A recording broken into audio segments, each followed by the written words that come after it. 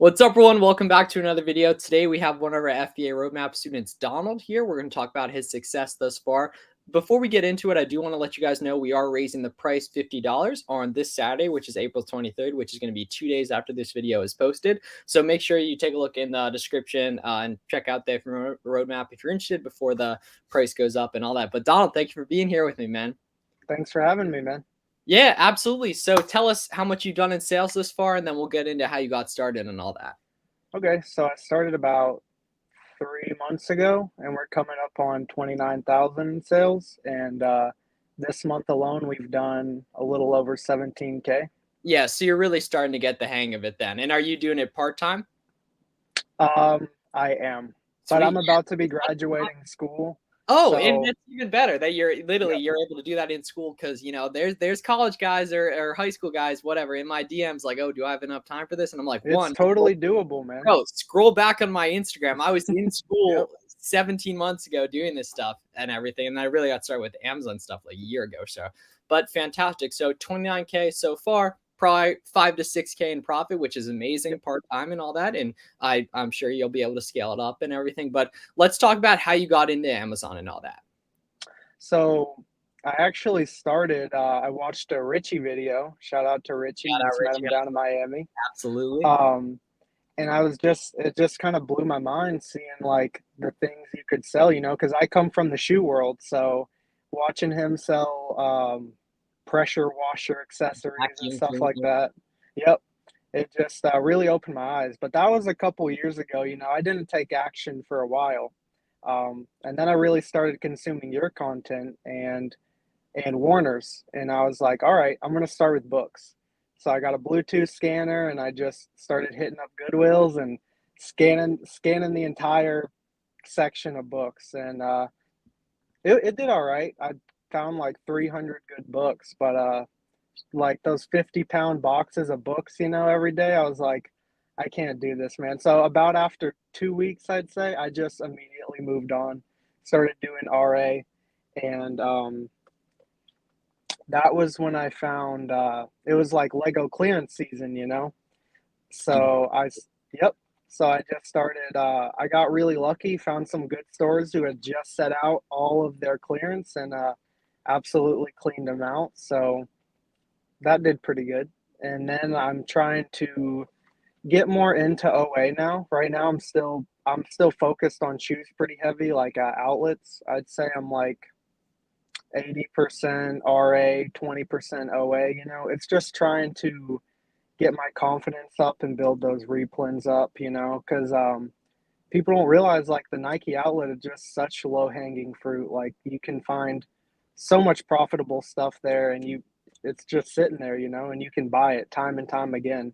But I'm trying to move that to online now. I just spent like I just purchased 20 pairs online, so just trying to transition over, slowly but surely.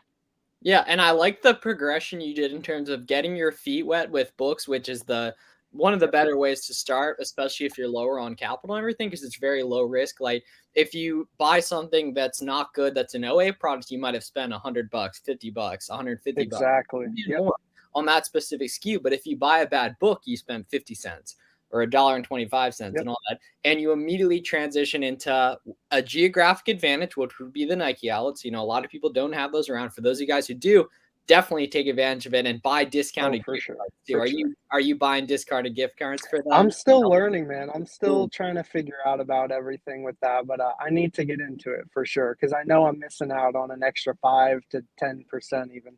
Yeah, definitely. So discounted gift cards is another good tip for But outlets, and that's actually a part of the roadmap update with the new yep, videos. We're putting some stuff in about that. But yeah, so I like you got into books, and then you moved into more of a geographic competitive advantage that might not be as replenishable, but it's something you're going to be able to do for a while, just in terms of where mhm, you are, not the specific SKUs, more so the source being that outlet or multiple yep, outlets, and all that. and Now focusing on more OA replens and all that. But what were yep. you saying? Back with the books, so that was huge because it helped me learn like inventory lab and everything. My first shipment took who knows 10 hours, but I it really helped me learn with like it was like a $30 buy cost and I really got to learn the ins and outs of stuff like inventory lab, which was huge because like you said, if you're spending $1,000 on stuff, you want to make sure you're doing everything right. It's a lot easier with books to get started, make those mistakes, and then you can go from there. And you were just going into the outlets with the Seller app, and the Keep app, and just scanning through pretty much everything to get a feel for it, or what was the strategy? Definitely. So now I'm doing a lot of apparel too because they do different, clearance sales with apparel, and you can find some really good stuff in there. Just it's kind of a hit or miss at every store, but with shoes, yeah, just scanning with Keepa and the Seller app, and now I'm using SellerAmp's app because it's got a lot more information. It's got like everything that you're seeing online. It has all that on your phone, which is really helpful too.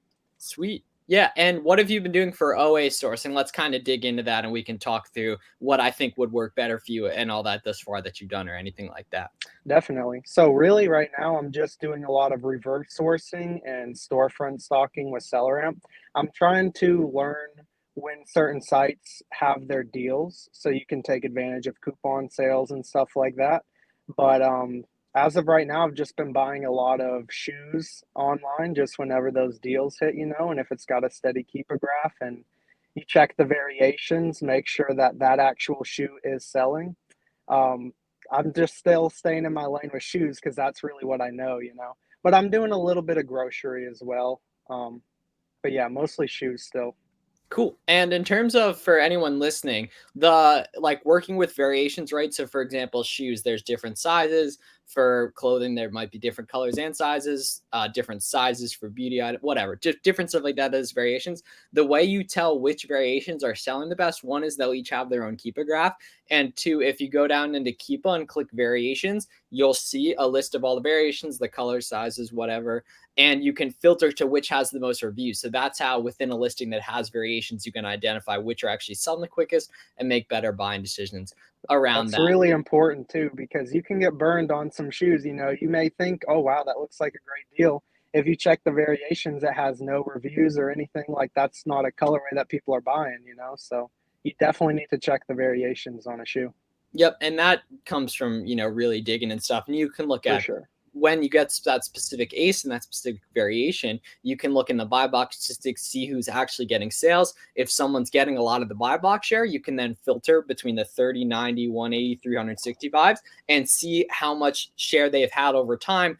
That then I'm giving you guys some game in this video. That gives you an Oh yeah, idea of how replenishable that item is. If one seller's had a lot of the buy box share for a while, there's a good chance they didn't just buy a ton up front. They probably replenished it over time. And if they can find it replenishably and profitably, so can you most likely. So I like those opportunities as well. So let's talk in terms of the next 3 months, next 6 months. Do you have any sales goals or kind of different ways like daily spend goals and all that? I really don't have any daily spend goals yet. I really just go through periods where I'm spending a lot of money. Like this month, or not this month, this week, um, I'm trying to spend at least 10K. Just I'm really trying to dig in there and find some profitable stuff. And like I said, being with the outlets, if you can find the right outlets, it's easy to spend that money. Some outlets will let you stack coupons, use tax exemption, so you can really build up a good margin for yourself on shoes that otherwise wouldn't be worth anything. So I don't really have any. I'd say by the end of the year, I mean, it's an ambitious goal. I'm trying to have 100K month. Oh, you Um, can definitely do that because the volume picks up so much in November and for sure. December. You just got to focus on getting the fundamentals down now because come Black Friday, especially if you have merchant Yep. fulfilled capabilities, you can buy stuff so disgustingly cheap in November. And then the key is that no one's FBAing new stuff in December because they don't have time for it to Hmm. check in. So you can slide in and merchant fulfill. And that's what I mean. I made like 50K profit last year in December alone. It's Like the sales crazy, man. 300, and a lot of that was merchant field just because I was willing to do the work and go hard during that. And it's doesn't scale as well and everything, but for a short sprint like that, I'm a big fan of merchant filling in December. And you guys will hear me say more of that leading up to December and all that. But cool. So 100K month would be the big goal. And Yes, then in sir. the short term, right? Let's break down those numbers. 10K in spend this week. We'll call it probably 15 to 20 then for the month, something like that. Hmm. Cool. So Yep. that'll probably buy you, 35K or 40, maybe a little bit more, a little bit less in sales for May. And are you FBAing everything? I am. I've only FBM'd one thing so far, actually. Dude, I like the idea of if it's an outlet type thing that you can probably get more of, dude, list it merchant fulfilled, man. That's not a bad For idea. sure, for sure. Because especially depending on how close you live and everything, that's low-hanging fruit, and that helps your cash flow cycle too, because you don't have to deal with Mhm. stuff getting in a fulfillment center, transfer, and all that. So you've done pretty good thus far, being in school and everything. Thus far, if you could go back to like the past few months, right when you were getting started, any stuff you would do differently or just beginner tips for someone looking to get where you are possibly a little quicker? Hmm. I really can't say I'd change anything.